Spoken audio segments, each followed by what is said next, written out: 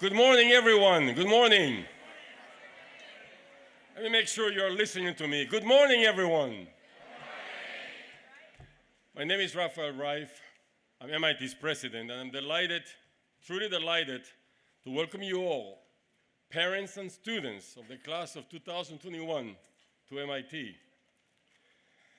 I've been at MIT since 1980 as a faculty member in MIT's Department of Electrical Engineering and Computer Science, which is course 6. As you begin your time at MIT, I want to share a few thoughts about the community that you have just joined. I will start with a small piece of my own story, not because it is unusual, but because it is so common at MIT. When I first arrived here, I knew almost nobody. I had studied for a few years at another US university, but my home was far away in Venezuela. I felt excited to join this amazing place, but had plenty of worries. Would my work be good enough? Would my English be good enough? Would I fit in? And what would I do when it started to snow? Soon, in spite of my fears, I started to feel much better. That's because I experienced what many people experience when they come to MIT.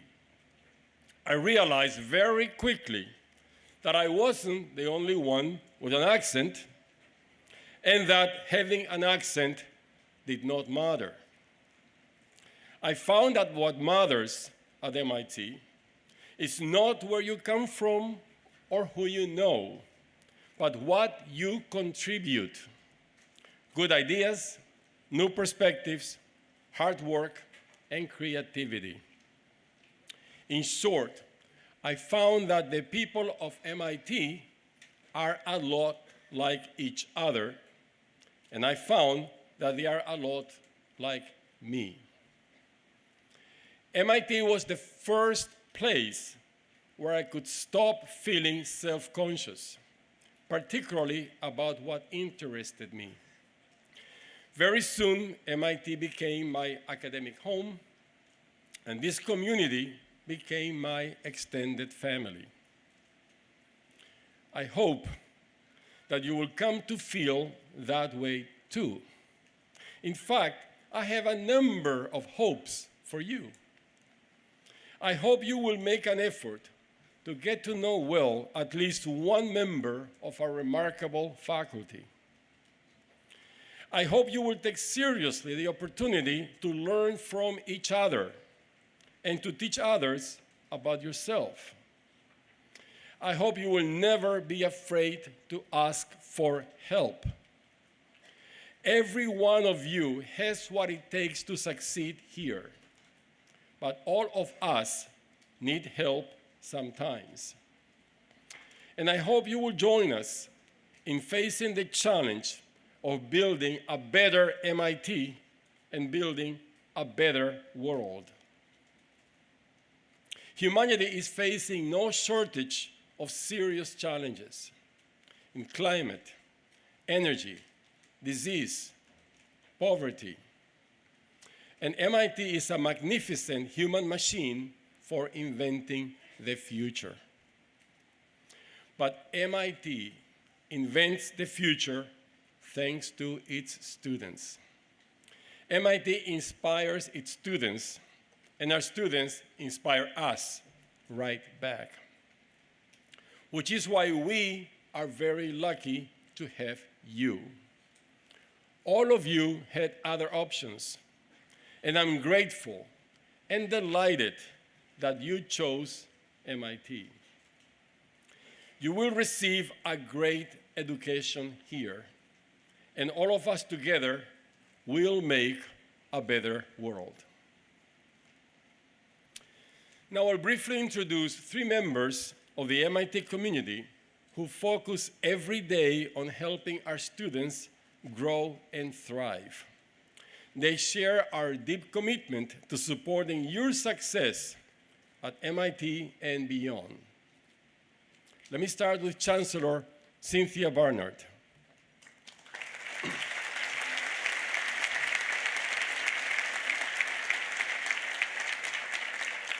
Chancellor Barnard oversees everything, I mean everything, dealing with student life and learning. She works on matters related to undergraduate and graduate education, student life, student services, and other areas that influence the student experience.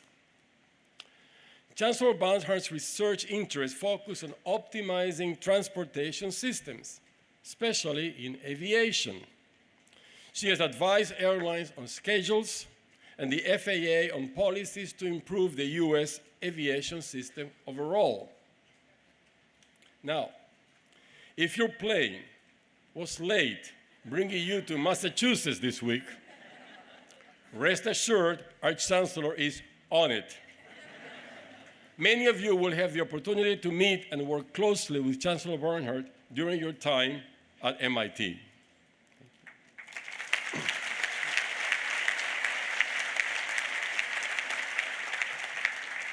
Vice Chancellor Ian Waits.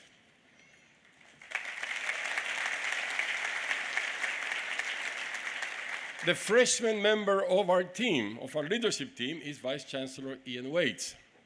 Vice Chancellor Waits spent 6 years as the Dean of MIT School of Engineering until assuming his current role about 2 months ago. A member of our aeronautics and astronautics faculty since 1991, he's known for his transparency, his collaborative style, and his fearless pursuit of data. That pursuit continues as he turns his attention to a topic that I know will interest all of you, enhancing the first-year student experience. He will take a hard look at advising, professional development, diversity and inclusion, and well-being at MIT. And he'll take steps to advance innovation in MIT's classrooms. I hope many of you will have an opportunity to meet the Vice Chancellor and to tell him what your first experience is like. Thank you.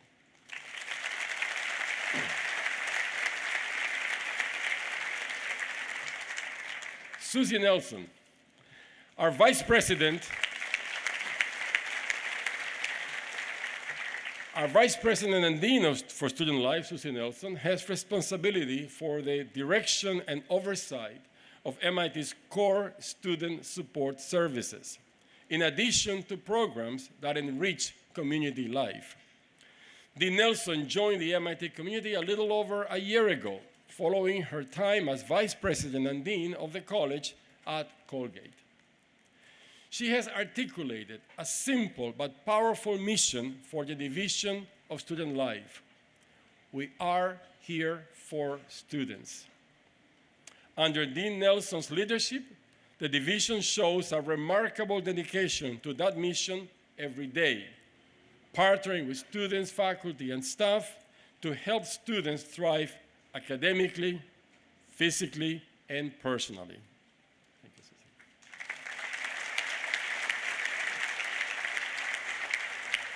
On behalf of the entire faculty and administration, thank you for believing that MIT is the right choice for your family. We will continue to work hard to earn your trust. Now we will hear from 3 faculty who will try at MIT high speed to give you a sense of what it's like to live and work at MIT. I'll introduce all 3 and then ask that they come directly to the podium in sequence.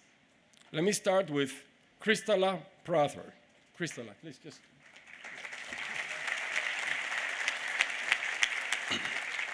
Our first speaker will be Kristala Prather, the Arthur D. Little Professor of Chemical Engineering, Professor Prather earned her SB from MIT and her PhD from Berkeley.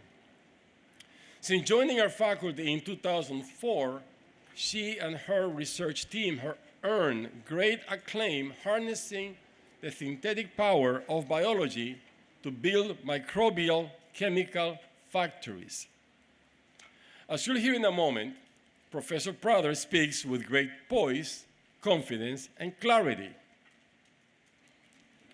But that was not always the case. She has been known to say that when she arrived at MIT as a terrified 17-year-old. Her only goal was, at the time, she said, to make it to her sophomore year.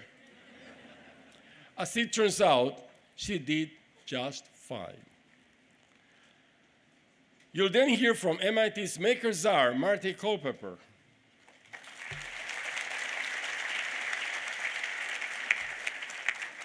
Professor Culpepper earned his master's and PhD from MIT and now holds a faculty appointment in our Department of Mechanical Engineering. When he was about 11 years old, it's okay if I tell the story? When he was about 11 years old, he took apart his dad's carburetor without his father's permission, it turns out. And despite his best efforts to return the carburetor to good working order, he was left with what he calls a few mystery pieces. Aside from earning a few choice words from his dad, the experience taught him that if something broke, it was important to learn how to fix it. He brings that same spirit to MIT with a deep commitment to strengthening our campus makerspaces. And finally, we'll hear from Sara Seager.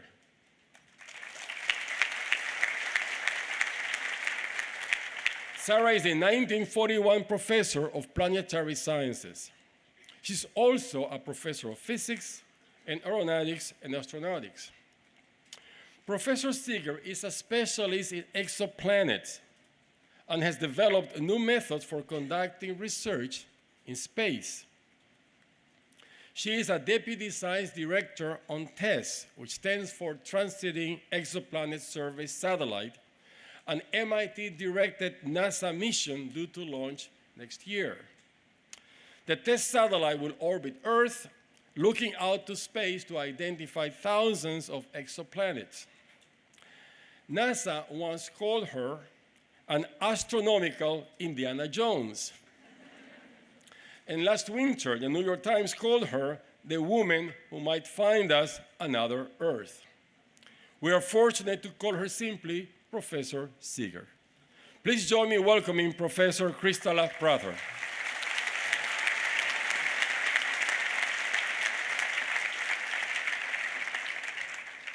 So Professor Reif mentioned high speed. I think that's because he knows I talk very fast. I'll try to slow things down a little bit. It's fantastic to see all of you, and he's absolutely right. I sat where you sit now 27 years ago. Almost. Our convocation was inside of Kresge instead of out here in a tent on the lawn. And that was long before any of you students were born.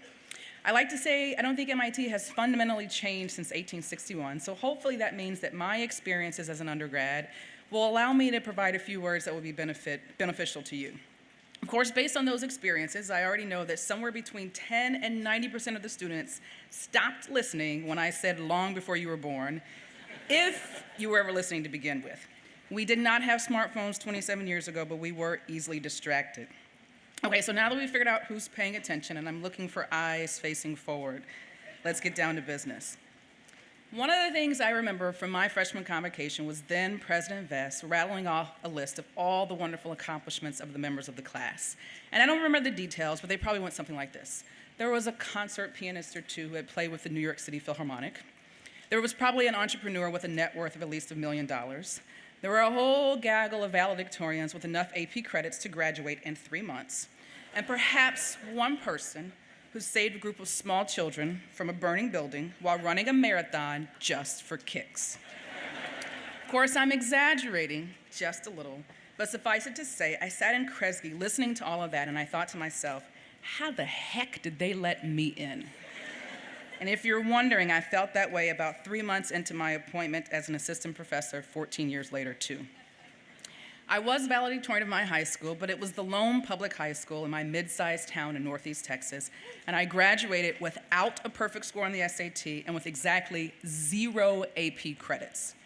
So for the handful of you today who felt like I did then, I want to be sure you know you are here on purpose. You are just as talented as you've always been told, and you are ready to take on this place. Now, just because your admission wasn't a mistake, that doesn't mean you won't face some tough times. By the way, that's also true if you're one of those people the president likes to brag about, and you think you are actually ready to teach all the classes that you will be taking in a few weeks' time. MIT is a unique crucible where you'll be faced with challenges you didn't quite expect at an important time of your life. My advice here is quite simple. Embrace failure. If you haven't already, you'll soon realize that failures frequently, and I may say usually, allow you to learn far more than your successes. A success may only mean you applied what you already knew to a situation you already understood and achieved a result you expected. Failure, on the other hand, lets you know that your knowledge lacked depth, or your understanding was incomplete, or maybe your expectations were a little bit unrealistic. Filling in those gaps adds to your knowledge base, and how you go about recovering from those failures will teach you lifelong lessons. I like to say that when I graduated from MIT, I knew I could do anything I really wanted to do. All it would take was a lot of really hard work, and MIT had taught me how to work really, really hard. A friend of mine used to say MIT had taught him he could give you the world if the assignment was due on a Monday. But don't mistake the need to work for a requirement to work alone. You're supposed to see problems you haven't seen before. You're supposed to have feelings you haven't felt before and wonder how you're supposed to tackle them both at the same time. And don't be surprised when this happens more than once. Instead, you should know that there are many of us here to help you figure it out. That includes faculty, graduate students who may be your TAs, they may live in your dorms, they may be your UROP supervisors, as well as upperclassmen and maybe even the people sitting next to you or across the aisle from you. My last bit of advice is very simple. Students often ask me if there's anything I would have done differently if I were to start MIT as a freshman all over again. And I tell them that when I was in middle school and high school, I played the saxophone. Now, I was never going to be a professional musician, but I liked it. But when I came to MIT, I was so afraid that classes and homework would completely consume me that I never even thought to bring my horn to campus. That was a mistake, because what I've learned is that you can't give up an essential part of yourself and still be whole. You have to have balance, something that allows you to step away from the rigors of academics and enjoy life. Let me be clear, I didn't have my horn, but I had a lot of fun when I was an undergrad at MIT. So my advice to you is to have fun, explore, try new things, go new places, meet new people, hang out with friends, just have fun, but not too much fun. That's it. Thanks to those of you who are listening. For the others, I will check in with you after the program to figure out what's trending on Twitter or whatever the cool kids are doing these days. Welcome to MIT.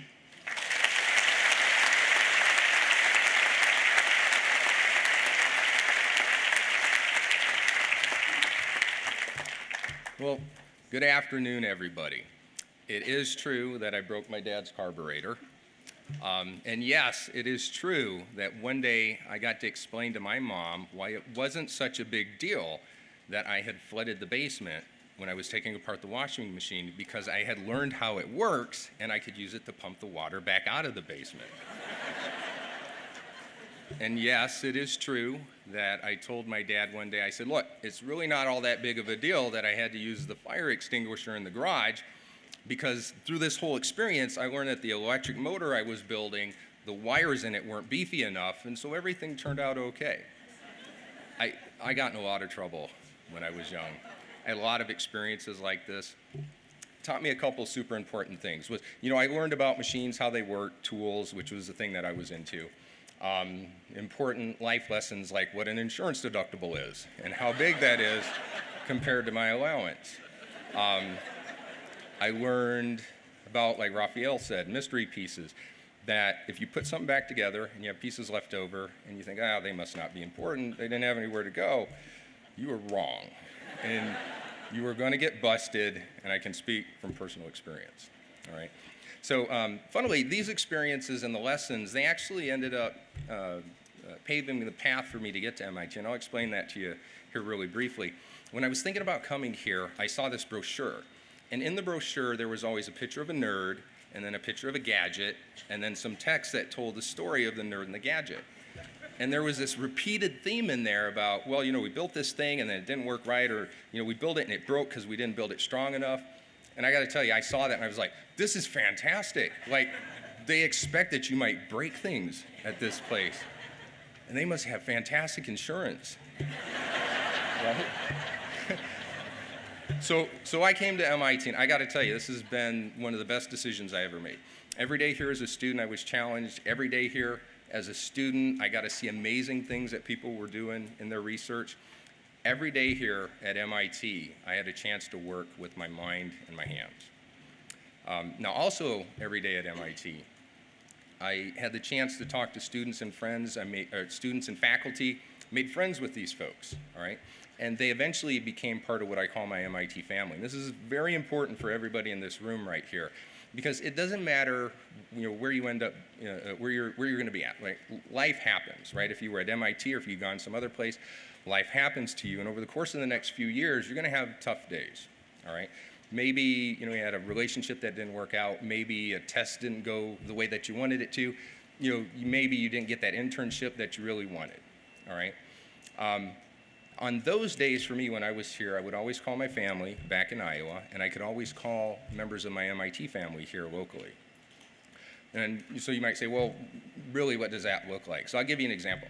My very first semester here, there was a professor, he found out I did not have enough money to travel home for Thanksgiving. And he said, well, why don't you come on up to my house and have Thanksgiving? It was really nice of him. And it turned around, that one person on that day turned a day that could have been a really sad day for me, and a day that actually ended up going fantastic, because I got to experience three things, all right, that I really enjoy, all right? So there was turkey, all right? There were bulldozers, and there were differential equations, all right? We ate, and then we went out back, and he was doing a consulting job with these bulldozers, like the massive ones you see on the side of the road. Like you drive by them at night and you see them, you're like, wow, I wonder what that'd be like to drive in. And then maybe you pull off on the side of the road and you check it out, or maybe not, okay? So we got to play with those for a couple hours, moving boulders and logs. And then he sat down and he said, well, through my consulting, I figured this and that, and math and physics and differential equations. And it was great to see like this MIT professor in his natural habitat, right? Talking about physics and how it mattered in the real world. And I have to believe that many of you came to MIT for this sort of reason, because you want to come here and you want to learn. All right, so you're going to be sitting in classes, lectures, labs, learning things, but then you also want to take that and be able to convert it into something that you can make sense of the real world and actually, have impact on the real world. Well, if that is you, I can guarantee you that you came to the right place, and we're not going to disappoint you. All right. For my part, as makers are, my job is to help you learn by making it possible for you to learn to make things, right, and sometimes break things. All right. I'll just end up here briefly by telling you about a program that we have for freshmen, where last year I think it was hundreds of freshmen decided to do this program, totally voluntary. They took time out of their busy everyday lives, and we taught them how to use 3D printers, laser cutters to program. We taught them how to build electronics, woodworking, glassworking, metalworking, CNC machining. We gave you the skills that you would need to go build something for a class project, or if you wanted to build something for your dorm. All right? Or, for example, if you join a research project here on campus, you'd have the skills to build that experiment, and then maybe you become the nerd that is next to the gadget that tells the story that inspires other people to come here to MIT. So I just want to close here by saying welcome again to everybody. We are thrilled to have you here. This is one of the most exciting weeks when we have renewal of our community by new freshman class. And for all the freshmen here over the course of the next year, I hope to see you in this program. It's called Maker Lodge. You'll get information later on about how to sign up for it. And I hope to be able to help you safely make and break things, too. Thank you.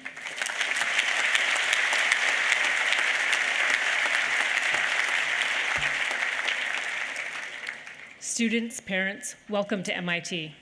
Unlike my colleagues, I was not an undergraduate here, but I want to share with you my favorite story about coming to MIT. It relates to a very special event that happened almost exactly 1 week ago. How many of you saw the total solar eclipse? And those of you who haven't, 2024. I saw my first total eclipse. It was amazing. The sky turned to twilight. We saw sunset all around the horizon. And I could see Mercury, this tiny planet you can almost never see with the naked eye. We also saw the corona, that's Latin for crown, the wispy sheets of hot plasma that you've all seen in the news images. Well, in the 1930s, a French astronomer named Leo invented a way to view the solar corona without waiting for a total solar eclipse. He essentially created a fake eclipse by putting some structures inside the telescope. It reminds me of the MIT spirit. Create your own eclipse, create your own opportunity. So the coronagraph, believe it or not, a very sophisticated of a version of it, plays a really important role in today for exoplanets. As President Reif mentioned, I'll just briefly summarize it, but every star in the sky is a sun, and we know of many, many stars out there that have planets. We call the planets exoplanets, and there are thousands of them. The only thing is we can't find any solar systems like our own yet. They're just too hard. Our Earth is too small and just too faint.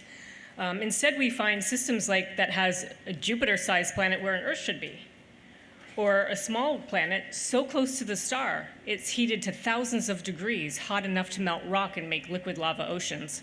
Some planetary systems have a tiny, tiny, tiny cold host star, and there's a string of small planets. So when I first arrived at MIT about 10 years ago as a professor, like my favorite project of all time, which was being run by NASA, a very expensive, very ambitious project, it was being funded like at $50 million per year. This was to build a very special space telescope with a sophisticated coronagraph to block out a star and to see any planets around it. Just kind of like if you saw Mercury, when the total solar eclipse was happening. And this program actually was canned, it was canceled. And this was like my favorite project, but I had arrived here at MIT, and just as an aside, it's since been resurrected, and there's a cousin project called Starshade, but at the time, what was I gonna do when my whole goal was to find another Earth? Well, just after I arrived at MIT, I had heard about CubeSats, these tiny satellites that are 10 by 10 by 10 centimeters in cubes, and you can put more than one together. And I thought, wow, we could build a tiny telescope, not to block out starlight, but to measure a star's brightness for a much easier way to find planets. Now, some planets have a very special alignment. The planet goes in front of the star, as seen from the telescope, and the starlight drops by a very tiny amount. And when the transit finishes, the starlight goes back to where it was. It's actually kind of like an eclipse, but just a small fraction of the starlight is blocked. And some of you have heard of the Kepler Space Telescope, which has found thousands of planets this way. But the goal here is to look at the very brightest sun-like stars, the ones that are spread all around the sky. And the goal is to have one little tiny telescope for each star. So the challenge is pointing. It's needed for precision brightness measurements due to a technicality in the way that the pixels respond to light and non-uniformity. For you, just think of it as you're trying to take a picture, but your hands are shaking and you're not getting a clear image that you need. A little satellite of low mass will get pushed around very easily. We'd have to improve the pointing of the satellite idea by 10 to 100 times. That's really hard to do in almost anything. Imagine for a moment someone approaches you and said, make my ice cream taste 10 times better. Or my car be 10 times smoother. So in this idea, I mentioned it to experts outside MIT who just laughed at the idea. But here at MIT, I approached a professor in the Department of Aeronautics and Astronautics, and I said, hey, can I incubate this project in this year's Aero Astro Design and Build class? This is a senior year capstone class that is project-based. In Course 16, it's a 2-semester class. It used to be 3 semesters. And the whole class works on the same project, but divides into smaller teams to handle the design details. So this class did an absolutely fantastic job on the first version of the small telescope. It was at the time called ExoplanetSat. I told them I wanted to give them a grade of infinity because they started with 0, nothing, only a concept, and then they had paper design as well as some hardware in the lab. So that was like a 1, so 1 over 0 essentially, infinity. So the class did this really fantastic job, and later with graduate students and with Draper Lab, we solved the precision pointing problem. And the project finally moved to NASA's Jet Propulsion Lab, where some of the students now work. The undergrads in that class, now 10 years later, are working at JPL, and some of the grad students as well.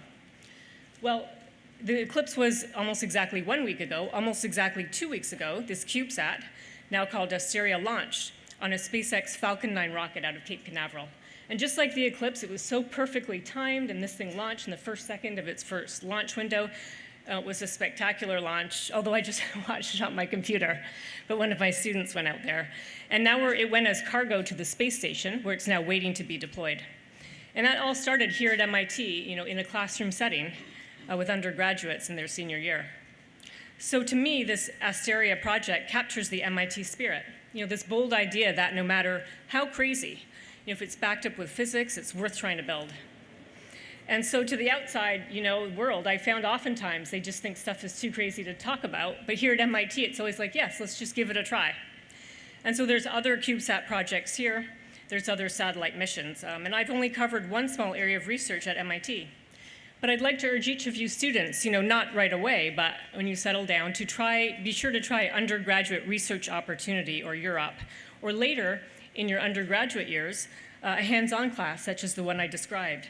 And you can help to create something amazing and tap into that spirit of MIT. So again, welcome. And for your first few weeks at MIT, let me give you the astronomer's version of good luck. I wish you clear skies. Thank you.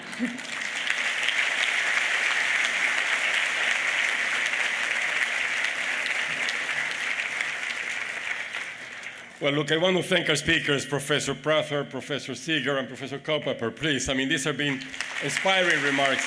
Let me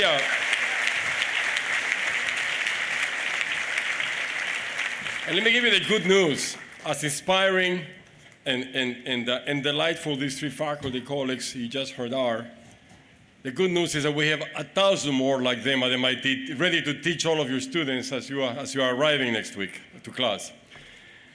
At noontime today, the Nelson will welcome families for brunch at the Johnson Athletic Center. And on our way to brunch, my wife and I, along with Chancellor Barnard and Vice Chancellor Waste, will look forward to greeting parents to my left by the 10th exit. So at this point, let me also remind the members of the class of 2021 that you're invited to brunch in your residence hall with your heads of house and graduate residence tutors at 12:30. Now, let me invite you all to please rise and join the MIT Corollaries in your first opportunity to sing the MIT school song. The lyrics are on the back of your program cards. Thank you all for coming.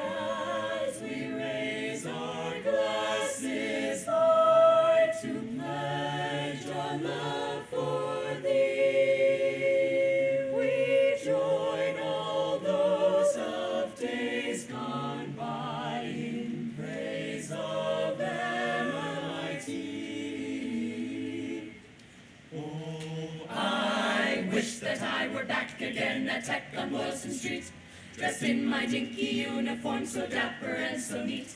I'm crazy after calculus, I've never had enough. 'Twas hard to be dragged away so young, 'twas horribly, awfully tough. Hoorah for technology, ology, ology, oh, glorious old technology, ology, ology, oh. Back in the days that were free from Carneology varsity shop, with nothing to do but analyze error in an anometrical top. The differentiation of the trigonometric powers, the constant pi that made me sigh in those happy days of ours. Hoorah for technology, ology, ology, oh, glorious old technology, ology, ology, oh. Take me back on a special train to the glorious institute. I yearn for the inspiration of the technological toot. But turn the quizzical, visible back, and chapel and all that. But oh, take me back, oh, take me back to tech. La la la la la la la la la